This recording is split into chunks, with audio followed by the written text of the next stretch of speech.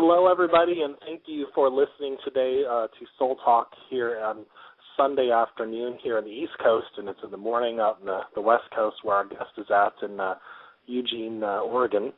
And so I'm excited about having him on the show. He was on, this is the second time on the show, and we had an amazing conversation, about 5-6 months ago, and I'm sure we're going to have an amazing conversation today, so I hope you guys enjoy.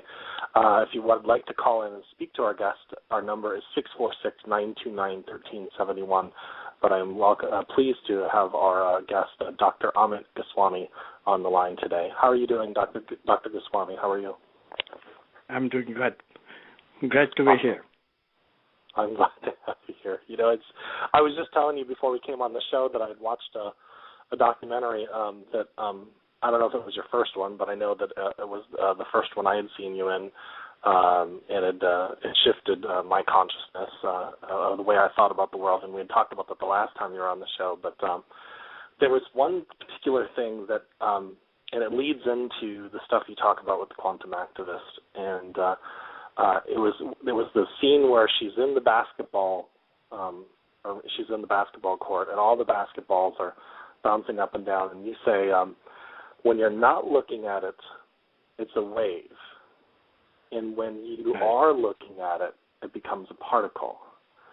It's almost like when your ego gets focuses on it, or your materialistic body focuses on it, then it starts to bring it in out of the possibility into the realm of reality. And I may be understanding that incorrectly, but I just thought it just jumped into my head. Well, but it's a very important distinction. It's the unconscious. I mean, of course, you cannot picture unconscious in the manifest domain. So for the sake of the artist, it has to be basketball bouncing everywhere.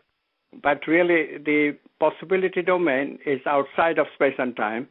It's what we call unconscious. And then when we are conscious, then the world splits from consciousness.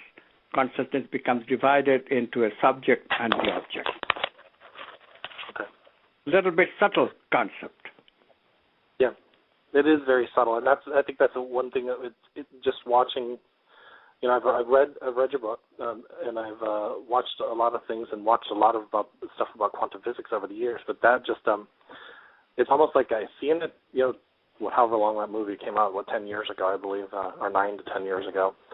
And then today, the past few days when I've been watching it, I've been processing that over in my mind. How we do, and we can start contemplating it, and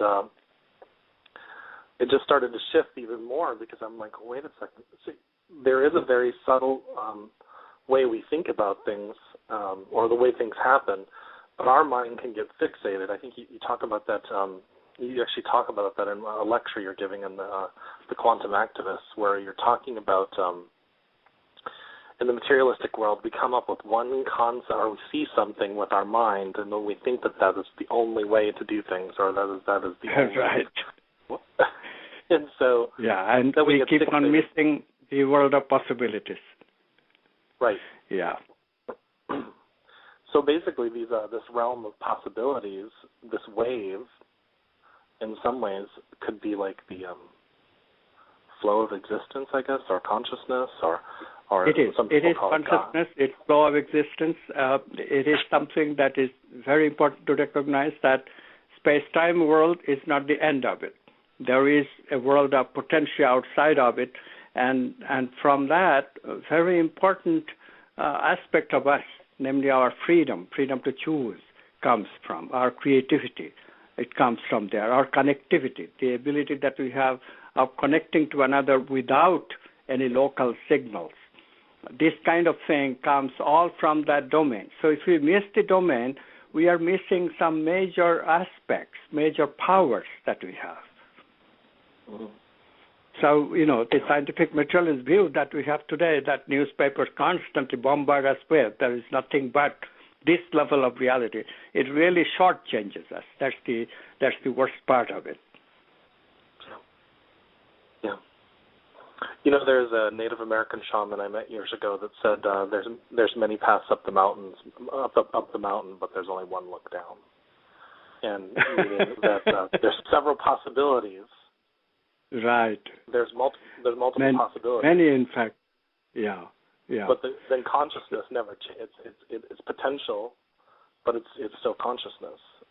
And I guess it kind of relates. And it's undivided. It's all connected, forever connected. So when our choice is to whether we become connected or we stay unconnected in the local domain.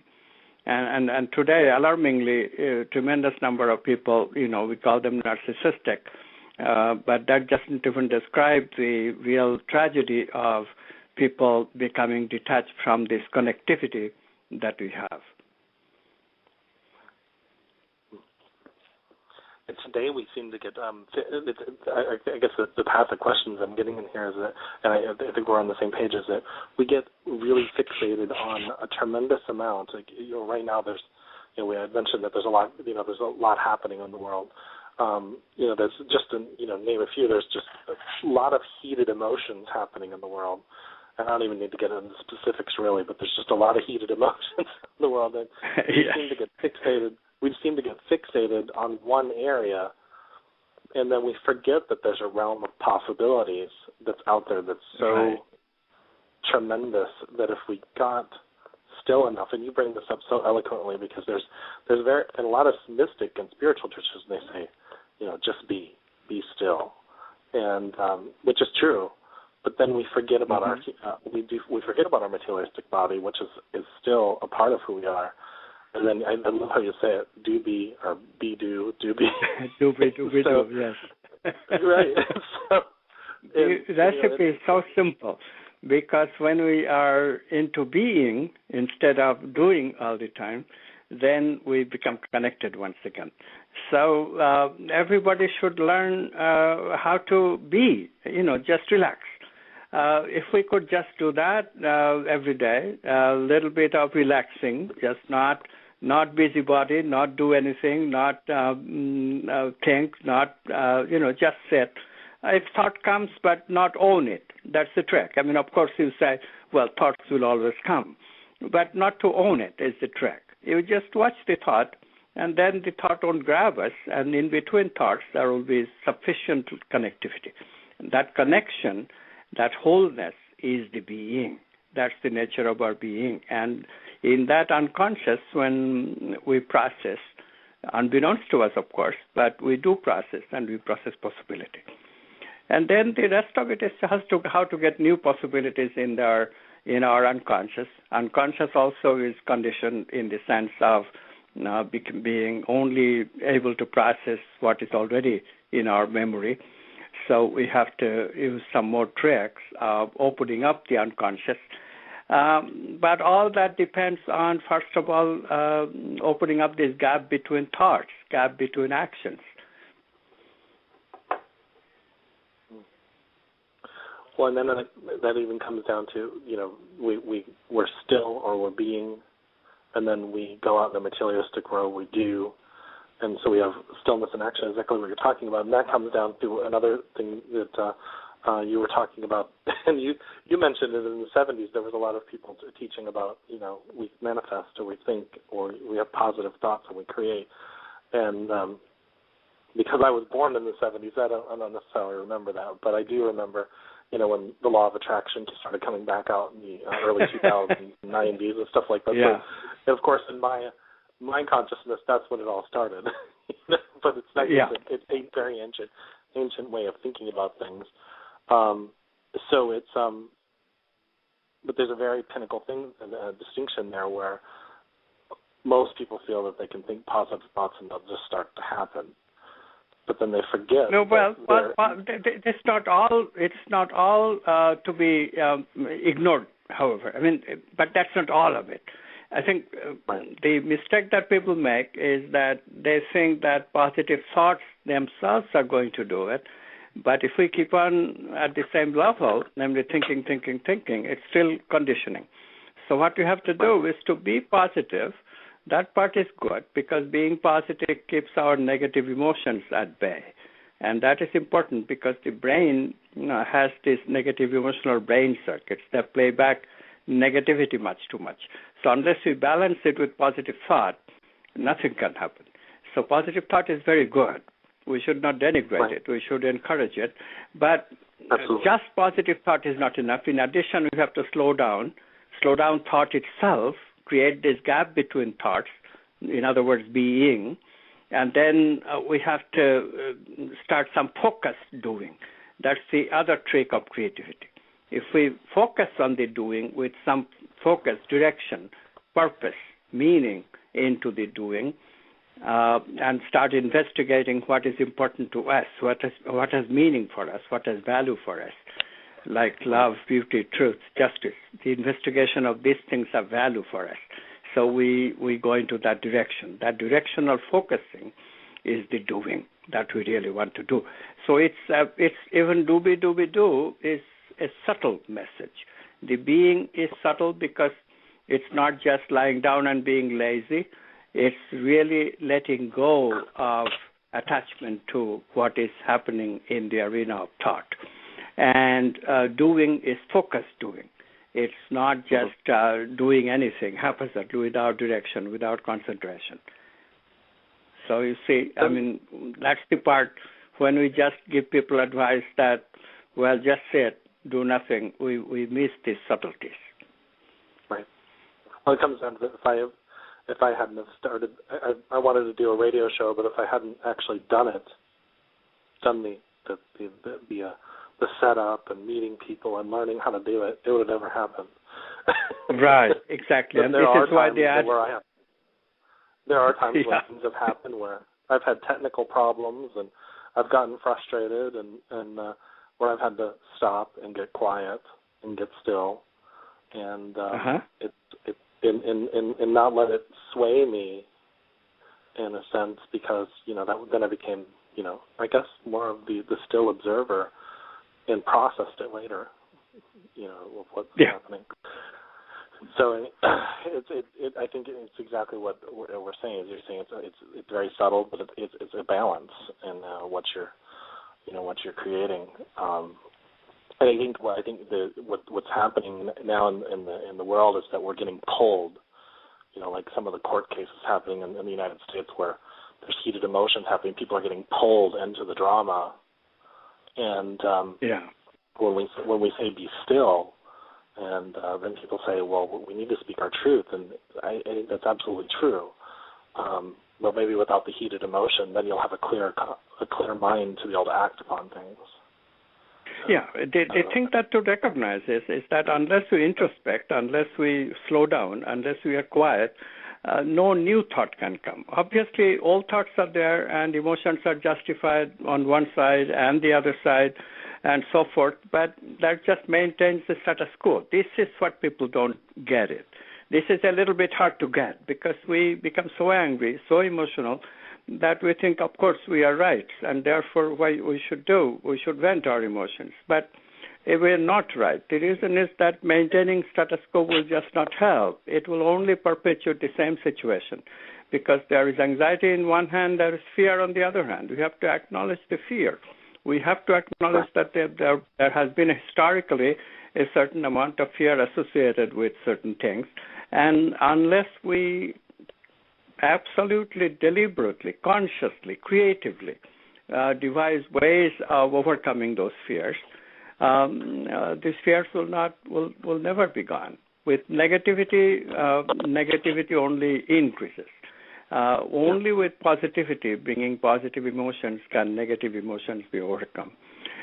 This simple remembering helps a lot. And I'm very pleased in a way because, we are not in a violent situation. Situation could be much worse, and it didn't. And therefore people are already getting a little bit of this message that we got to approach it in a new way. Yeah.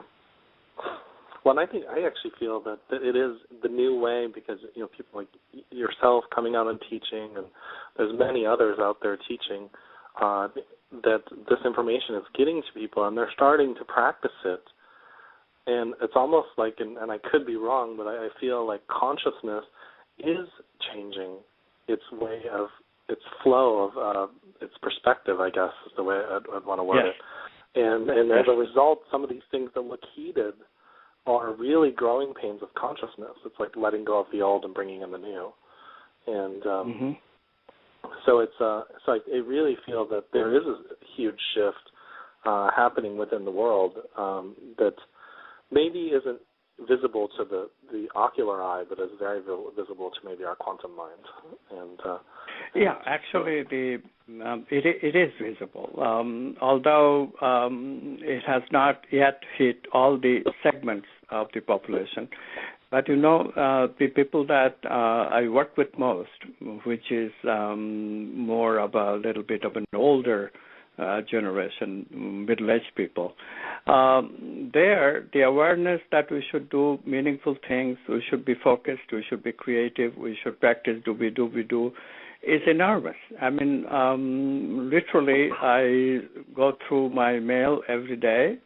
I do Facebook and Twitter, and it gives me an idea and great hope for the future, because there is so much enthusiasm for making really some changes in old habits. So much enthusiasm because if you do it, if you practice do, and practice focused attention, directionality, meaningfulness, and value in life, and then complement it with developing a slower pace of life, rewards are so quick to come.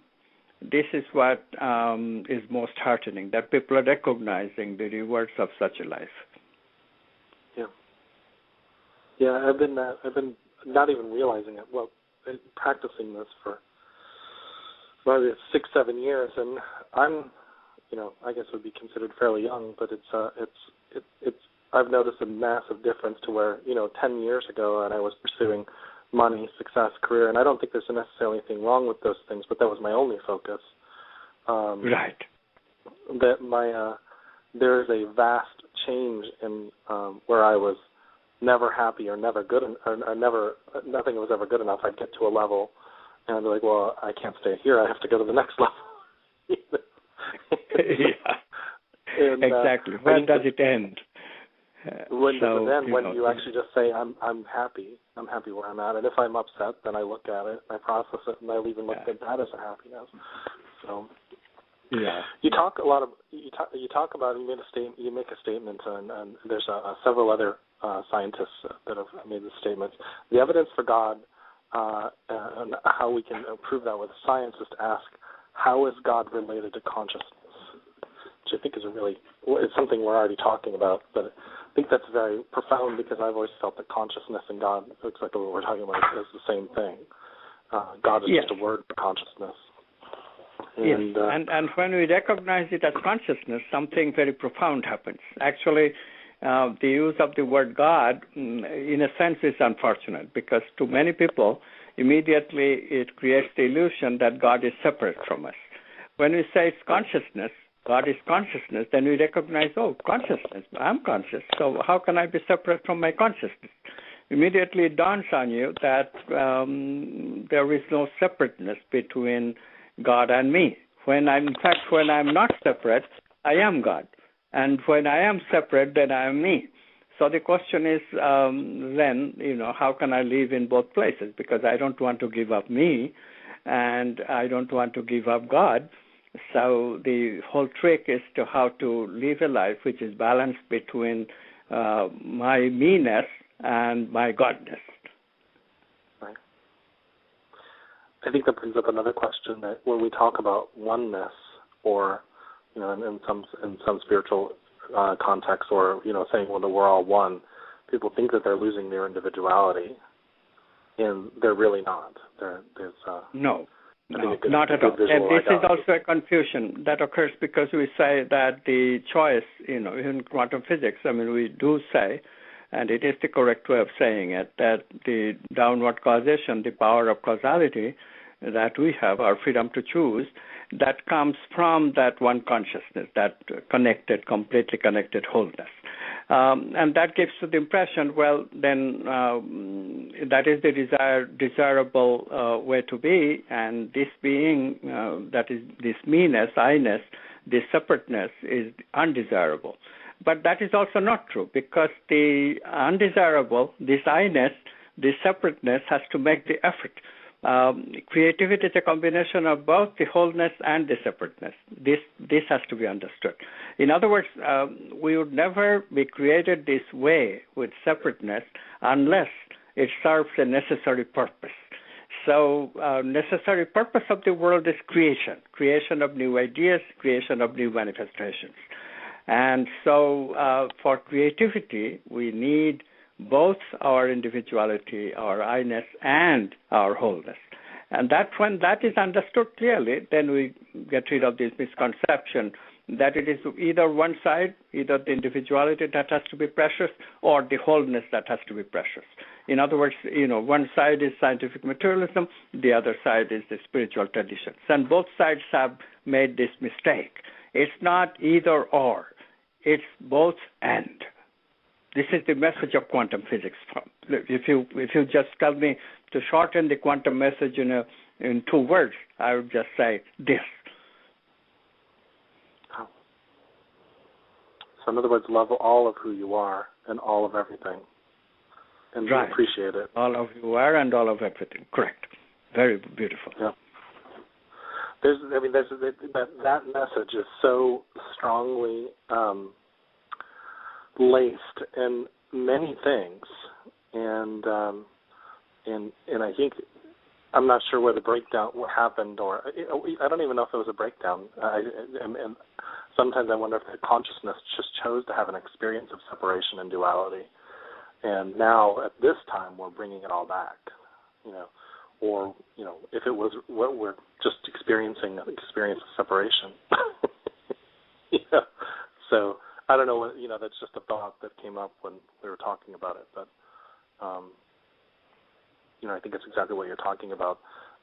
Each thing comes up with a new idea of creativity, and so. Yeah, if we do.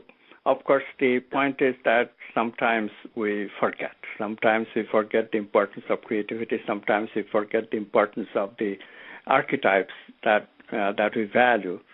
We forget their importance in our lives, and so we kind of lose our ways, and then this being lost soul is not a very desirable state.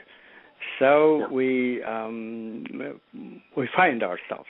So in a way, the creativity is also a journey towards finding ourselves, because if we are lost in the jungle of conditioned being, then we are not ourselves anymore. We are losing our potential. Right. That comes down to a statement that you make where you're saying, it really hit me strongly, that the ego is making choice based on exactly what you're saying, conditioning. So my conditioning would have been I was born in Minneapolis, Minnesota.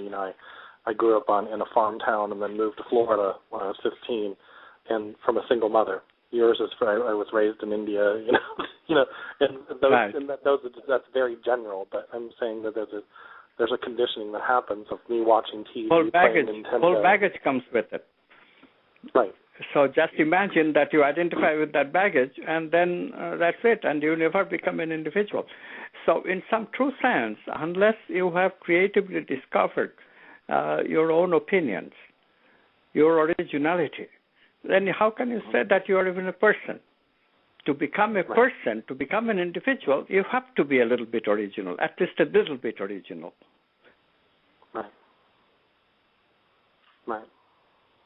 And of course, there is tremendous social pressure today for us to be non-original, because if we are a homogeneous bunch, it's much easier for politicians and corporations and people who make meaningless products for us to consume. It is easier for them to manipulate us.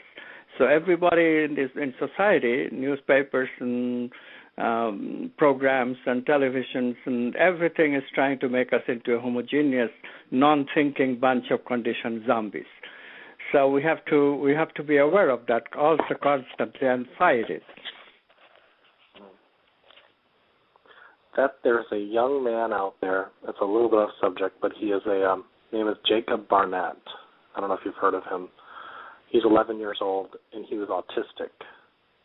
And I might have brought this up in our last talk, but he said they gave a lecture on TED TV that said, "Forget everything that you know, and learn with a creative mind." And basically, what he was is he's now an 11-year-old mathematician that they didn't think it was going to amount to anything because he was so far in his mind with autism. But then one day he just said, "I'm going to forget everything that everybody's telling me," and he's just going to proceed forward. And now he's become this mathematical genius at 11 years old, and talks about quantum physics very similar to what you do, and stuff like that. And I'm sure he studied your work, that kind of stuff. But it's I just found it very interesting because we're talking about conditioning, and this is a kid that if he would have went through his conditioning, he wouldn't have having the experience that he's having right now. But he decided to, change that, which means that we can change our. Yeah, which means we can change our conditioning. And I think that's exactly what you talk about with being. So. Yeah. And that is exactly the theme. Yeah. Yeah. Yeah. And that's what life is about. Yeah. And that's the quantum activist. That's the one that starts to realize that there is more potential. Right. Than what the and it is in our hands if we use quantum principles. Yes.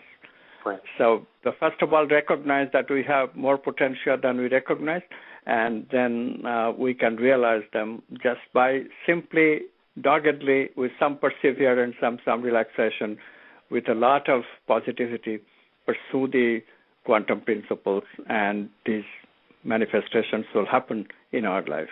We can manifest truth, beauty, love, justice, goodness, wholeness, abundance. Materiality is not left out. Money is included. Success is included. But also included is love and beauty and meaning. Yeah. So that actually goes back to if I focus my attention on a particle, and maybe I'm going to be very general because I guess I'm a lay in this in some sense. That I'm focusing my attention on a particle or a thought or a feeling. This is what my conditioning says is success. Then I'm missing the wave of possibilities that I'm not looking at. If I open my heart, I guess my heart chakra or my thoughts open to the idea of unlimited potential. Then I live and I just say I am success and act on the new opportunities and possibility. Then I grow within that and wave. Also in a new way. And look at this. This is a very, very good thought to pursue a little. So let's say I'm stuck, and then I think of myself as having a lot of potential. I think of myself not only a combination of these conditioned possibilities, but also a lot of potential possibilities. As soon as I have opened my mind like that, immediately what takes place is that the first thing I recognize that, so there is so much abundance. Why can't I partake in the abundance that's just overflowing? All it is to recognize that there is this abundance of new possibilities. So we get a new vision of what it is that keeps us into a narrowness that robs us of the connectivity, robs us of wholeness, which is what we feel as suffering.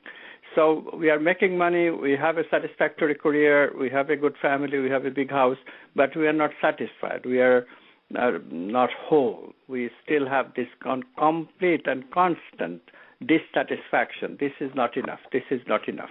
So when will it end? It ends with the recognition of this abundance, that there is abundant possibilities of new explorations of meaning and values to just have what I have already amassed. To be stuck in the known is something that does not end my being in this manifest domain this time. it just is a beginning. It gives me a good footing. Yes, if we have a settlement, if we have a good place to live, if we have a good family, all this is good. This is a starting point to explore new ideas, new meanings, new values, and manifest them in my life. In that way, once we get into abundance, that there is abundance and I'm not getting abundance, the feeling of abundance by what we have, and the reason is that it's the same kind that we are creating over and over. Like people who have money, they just become more and more money, addicted to money, but it doesn't satisfy and they don't recognize it. And the same thing can happen with almost anything that we pursue single-handedly. So we have to come out of that and recognize that, no, there is abundance of possibilities. There is really meaning and values, and these things too can be pursued. And they don't have to be just the ones that I already have. They can go much beyond that, and that will bring that satisfaction. Yeah. Well, really, and then you're just basically experiencing the possibilities, and you're enjoying the possibilities. And you might focus your attention over it, because your focus becomes on the abundance of possibilities. So. Yes, and when we really recognize abundance as an archetype and not just the money, then we open up in this way very easily. I find that extraordinary because I mentioned at the beginning that my pursuit was about promotions and money and all that kind of stuff, and it's interesting because the more and more I focused on abundance, I may not have a ton of money in the bank, but I always have enough. Last year I did a 22-state driving tour around the country because I've been wanting to do that since I was 16. So it's like how many people get to do that? And so and I think that there's another young man that's been traveling to Australia and India, and he's only like 21 years old, and he had like $1 to his name when he started because he's opened up to the possibilities. Exactly.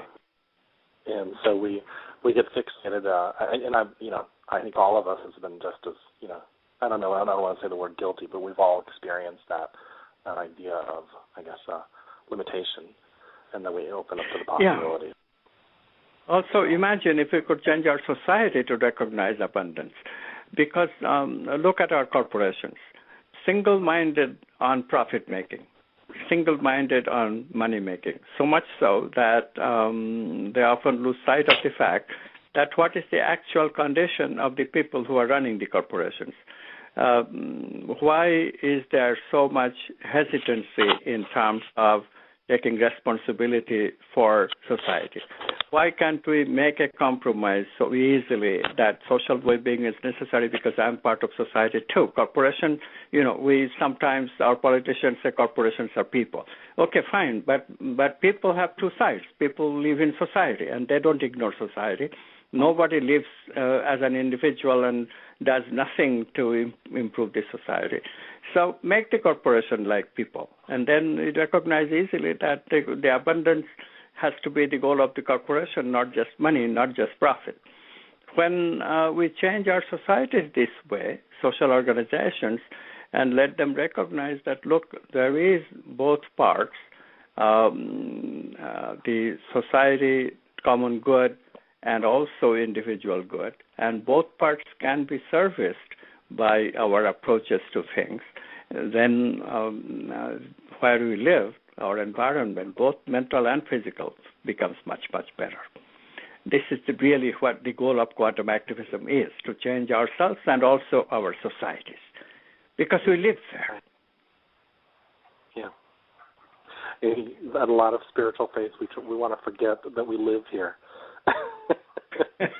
we want to forget that we're still living in this body, and that yes, whatever the terms are, we may be a soul here, or we may be consciousness, manifested, but we're still living in this existence, and we're playing whatever we want to call it. One of my friends calls it a movie. You're living in your own movie, which actually you bring up. You bring up actually in one theory. You're talking about. Some people say that you're the center of your world, which I've taught to people, and in a sense I've said that you're the epicenter of your own existence.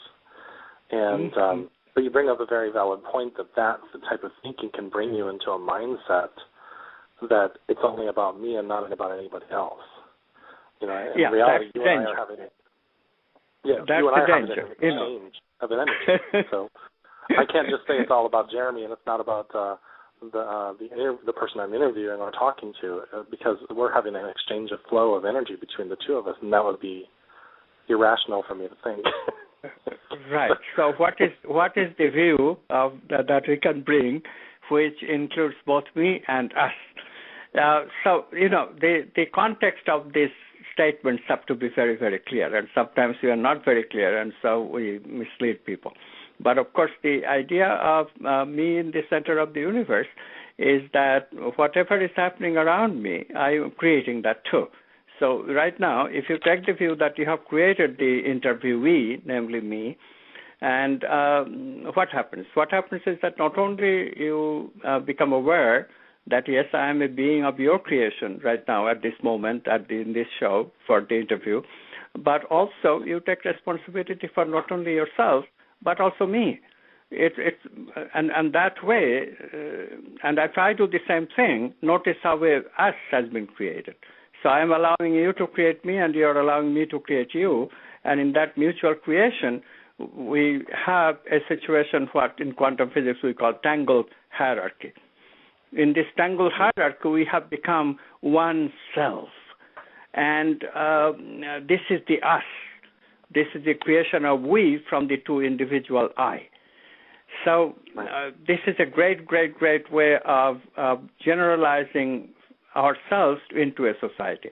In other words, in the usual way of society, we think only of local communication. We think of email. We think of messages through telephones and messages from other ways of communicating, text messages, whatever have you.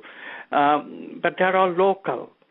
Even messages that you give to each other in face-to-face communication, which is a little bit better because now an openness has been made towards non-locality. But still, it falls short if we just stay within the condition, within the do, talking, and never communicating.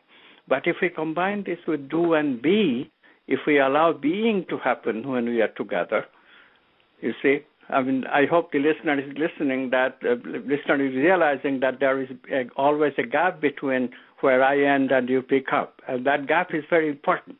We are giving being a chance.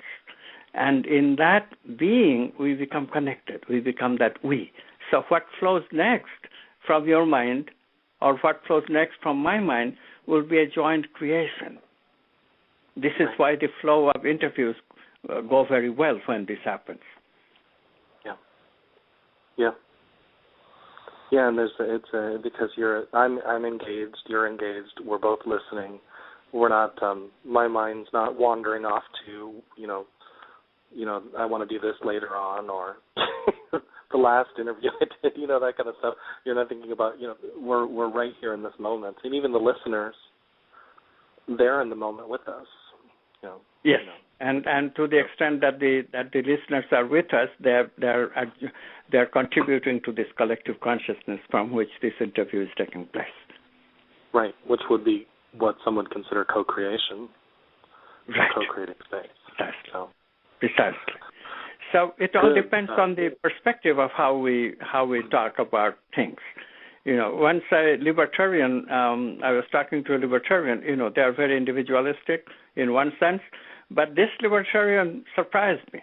He said that, who said that all libertarians are like that? Yes, we are individuality, but suppose in my individuality, I have a concept of myself that includes you. And why can't I be a libertarian like that? So I was very surprised that somebody who society gives a label that libertarians are dangerous people because they are absolutely ultimate individualistic and no scope for society. But this person already has recognized that the word individual ultimately has to be used within the context of we, society.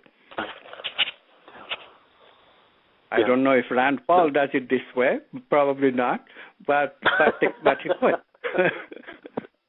Well, when you think about that, I just saw a quote recently from Morgan Freeman where it was brought up because of the the thought of racism has come back up in our culture pretty strongly. And he said, if we want to get rid of racism, stop talking about it. But I'm thinking that if we there's a part of me that says, well, if we don't pay attention to it, then we're missing the point. But then in our conversation, when you think about it, if you take your focus off of it, you're not forgetting about it, but you also open your mind up to other possibilities. And then our focus goes on strongly on racism, the heated emotions, that we miss the point that, consciousness is growing. So it's, I don't know if that kind of makes sense of what we're talking about, but it's like I'm just thinking that what we're looking at is that in our world, in our conversation, we fixate on something. And, like some people would say a libertarian is just about individualism, but then the mind wasn't open to the fact that, he's very much thinks about the potential of everybody else as well. So right. How far the definition of the individual can go. This is the whole point. I mean, what is the definition of racism? How far does it go? And if we open up this discussion, that why certain things get established in a certain way, that there is this racism which divides us, and there are races which doesn't divide us. It is a fact that a black person looks different from a white person. That fact doesn't go away. So that never has to go away. So we say black person as well, we say African American. Both, we say white person, we say white American. This nomenclature does not do any harm at all, because this is just fact. What does harm is that as soon as we have thrown in the baggage of, okay, so the black person comes with this baggage and the white person comes with this baggage, namely the white persons were the original settlers in this country, but that is not even true, of course. Then somebody points out, no, there were Native Americans before white people came. And black persons came as slaves. All that history you bring in, that starts creating division. So what one means is that we stay close to the facts and give up all the baggage. The baggage does not have to be compulsory now. The baggage is not important now because you are not living in the past. Whatever misjudgments that have occurred in the past, this is a tendency on the part of black people too, that, white people enslaved us and that is so bad, and white people can never pay enough for enslaving black people. No, this is not the right approach. Yes, that happened. And that happened, it was very unfortunate. It was very, very sad. But it happened. Now the time is to let go. Similarly, for white people, the fact is that slaves are being degraded and being given opportunities and so forth. And so now, if there is extra opportunities to be given to people who have been deprived of opportunity historically, don't be so paranoid about it. This won't be forever. This is just until they catch up. In fact, they're catching up pretty fast. We now know that. And gradually, all these differential treatments will stop too. So, in this way, if we think a little, prepare the groundwork for being open, not that these are the solutions, but the new pathways do not open until we realize that there are middle grounds to choose from. There are things that we can allow as given. And then if we are open, new possibilities will come and society will take on and manifest these new possibilities. Like we did manifest a great one, which is, nobody could imagine even 12 years ago that a black person will become the president of the United States, right? So we did manifest something very, very strange, very unexpected. Well, 30 years ago, I remember this very distinctly. We would have never thought a woman would have ran for vice president. Geraldine exactly. Ferraro ran for, and then another woman ran for president, and had a very good shot at it. And could very well become the next president, right? So this is absolutely amazing that this is taking place, and this is taking place only because we are not thinking. When we think of sexism, we are not thinking in those set ways anymore. We see that women in power actually has been good for us in many, many cases, just as blacks in power has been good for us in many, many cases. So the fear is gradually going away. Now, this particular fear of a black male, young black male, coming close and therefore creating trouble, this is almost an archetypal fear. One has to recognize that there is this fear associated in long history of this fear. We have for a long time, in literature, in art, dark, black has been associated with the word for evil. This is part of our heritage. We are now throwing away the baggage. Now we are opening up to colors. And this has to happen in the consciousness, and it will happen. It is happening, but we have to also make room for it gradually being dissipated by the positive emotions. The people who invoke these archetypes don't invoke them with free will. They invoke them because it's imprinted in them by their culture. So we have to change the culture for the imprint to go away. When we recognize this kind of thing, we become more tolerant. We see that we have to be patient. Otherwise, nothing will ever change. We'll just maintain status quo if we also give in the same kind of reactionary emotions and attitudes. Yeah, I understand what you're saying. There's we actually have a caller coming in. Give me 1 second. We'll bring him up. I'm on the line. Hello, caller from an 813 area code. How are you? Hello. I am Justin from Tampa, Florida. How are you? Hi, Justin. Well, you guys are having a great conversation. I just wanted to chime in on a quick point here. I know I had actually read your book, Amit, and it was amazing, The Quantum Activist. And I read it about a year ago, and I started to discover more and more the idea of ego, and I've kind of created my concept of what I think some of this means. Is this idea that we have this fictional self that we create to interact with the world around us, and that's usually supported by society and things in society, and that may not resonate with our true self. And what I found within myself is if I was able to remove those fictions and get down to the actual primal energy that is me, I would be able to feel very in harmony with not only myself but the world around me, and even the seemingly chaotic circumstances of my life. That fear and that anxiety just dissipates when I get back to grounding and into myself. Wonderful. So this is what we're talking about. You can stay connected in addition to recognizing the separateness that is taking place around you. And this is what you just said. Wonderful. Absolutely. Yeah. It's really profound and amazing when you have this experience. It's one thing to talk about it and have a belief or this faith-based idea that it's possible, but then when you actually have that knowingness and that experience, it completely transforms your appreciation of the idea. Absolutely. Good. Absolutely. Very cool. Very cool. Awesome. Thank you so much for taking my call. I just wanted to share that, and Amit, it was wonderful sharing your energy. Thank you.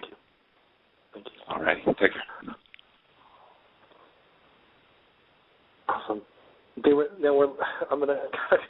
a question I actually wanted to ask you, and it's going to redirect our conversation just a tad bit, but it's a subject that's actually very dear to me. And you bring it up in The Quantum Activist, actually, about an older woman asked you many years ago in one of your first radio interviews. She asked you about what happens when you die, and the only reason why the subject is very dear to me is because the last interview I did with you, a friend of mine called in and she had a near-death experience, and I have had what I would call a shared death experience with when my mother passed away. But you bring up a very valid point that it's not necessarily a near-death experience, but it's almost, if I understand it correctly, a dropping down into an opening of your subconscious self, or a preview, I guess, of the subconscious self. But I really just opened my mind up to something I'd never thought about, because I'd been studying, I'm not sure if you're familiar with Raymond Moody's work and PMH Atwater's work on near-death experiences, but then I just thought, I said, is it when you die and have those experiences, or when you actually die and don't come back, are you really just submerging yourself in all your experiences into the subconscious?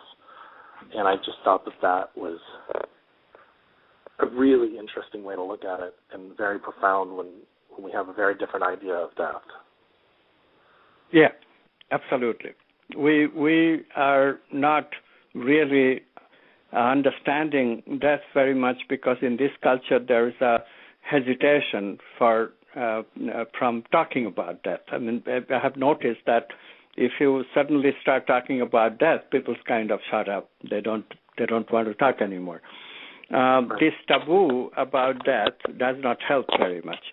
What we should recognize that really there is no discontinuity of the life that we are living. Instead, death is a sort of a long sleep, after which you do wake up in a new incarnation. And there is enormous scientific evidence for it, as well as a scientific theory based on quantum physics.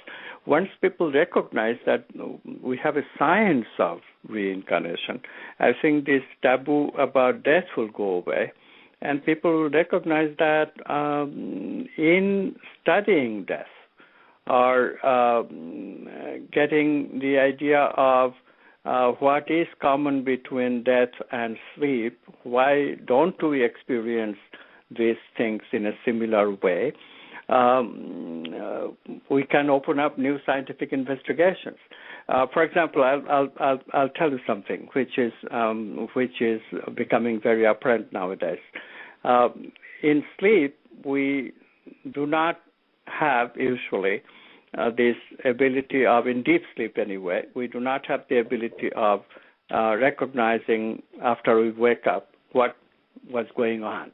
We remember the dreams, but dream is a subject-object split awareness. Dream is not really unconscious.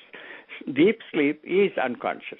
And we wake up and we never have any experience that we can call, oh, why do you have, I remember something, even though it was unconscious. But in near-death experiences, people wake up and then they remember things that happened during the time that they were unconscious. And we have verified, like somebody watching their own operation, and they will tell details that absolutely could not be refuted that he or she was really watching, non-locally as it is, but watching. So how can one have experience during the time that one was dead? This opens up a question. Well, one did not have experience in the form that we are used to, but one did have experience in the sense of what we call delayed choice. We are choosing when we wake up, when we are revived, but we are choosing an entire chain of things that took place. But what is the distinction? Why can't we do that when we just wake up from ordinary sleep? And sometimes people say that during their coma, they have similar to near death. During the coma, the advice that doctors give today is really right on, which is that you speak to a comatic person. You never give up speaking to the person or sympathizing with the person or expressing your love to the person, because who knows, that may bring the person back. And indeed, it does happen, and the person will remember such statements that you might have made to the person. So what is the difference between deep sleep, coma, and near death? And, the idea is quite simple, because what is happening is the external stimulus.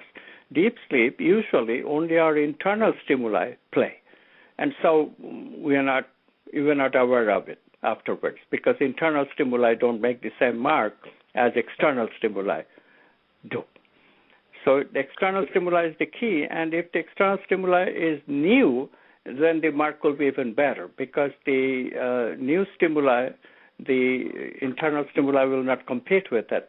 There is no internal stimuli to give away, And so if we remember that this is the kind of thing that is the key, we can use our deep sleep state to learn. So this kind of education has not been very popular because we think, although a few people have experimented with it, indeed, some experiments show that we can teach people during their deep sleep. And all this is making such connections between different states of consciousness. It will revolutionize how we relate to people in coma, how we relate to people in deep sleep. So near-death is teaching us much more than just near-death experience, and it's exotic. It's much more than that. It's a huge, huge area of new outlooks, new visions, new insights that can teach us about our existing states that everybody agrees with. Yeah, I brought it up just in the last part of the show because now that we're talking about it, it kind of brings me back to the experience that I had and the experience that I've talked to so many people about and interviewed so many people about their near-death experiences that it comes back to the original question that I asked you as we were talking about that when they have these experiences, this is probably very general, that they're going down into that wave of possibility or what our subconscious is that's connected to everything. And, and they're going out of the what they focused on, the particle or, what our materialistic world. And so they have an experience of wholeness, I guess. Because that's what it felt like for me. And then, because I couldn't wrap my mind around the fact that I had an experience of my mother dying while she was dying. And, I've read a lot of studies about it, but really I had an experience of consciousness, or an opening of my mind to the possibilities, I guess would be a better word to look at it. So, it really, I could be off base, but it really just seems like everything comes back to consciousness. Yeah. Yeah, and new possibilities. The reason that we call them very special experience because what we experienced is really a stimulus from another world of possibility that has not existed before. In other words, there is newness in what I experienced, and therefore I remembered. If it were just a playback from the brain, my experience would be same as my deep sleep experience, where I don't remember anything that happened during my sleep. But in these cases, we remember something, but we are not conscious. So how can we remember something? How can there be anything happening except as retroactively? So in this way of thinking, we recognize that whatever happened must have brought something new to me. It has to be a new stimulus, but not a physical stimulus, of course, necessarily. It is a stimulus, for example, from the intuitive level, but not a playback from the brain. That's the important distinction you have to make. Yeah. Well, we are coming down to the last 2 minutes. And we've been on here for an hour. It's quite incredible that flew by. Talking with you, Jeremy, is a very good experience of flow. Time goes by without our knowing it. Well, I appreciate that. I just want to throw out there, guys, check out the quantumactivist.com, and that is our guest's website. He also has another website that is just his name, which is amitgoswami.org. And I also should tell you, Jeremy, if I can interrupt you for a second, we have now a new website called quantumactivist.info. Okay. Perfect. And so, guys, check out, he has a lot of things on his website. I mean, there's even lessons that you can take on his websites. There's just a tremendous amount of information that you can gain from, his information. And, check out his movie, The Quantum Activist, which I believe is you can purchase on his website. It's also on Netflix and stuff like that. And his book is on Amazon and Barnes & Noble as well. Dr. Goswami, it's a pleasure, as always, and I'm looking forward to our future conversations. Thank you, Jeremy. Thank you. Bye-bye.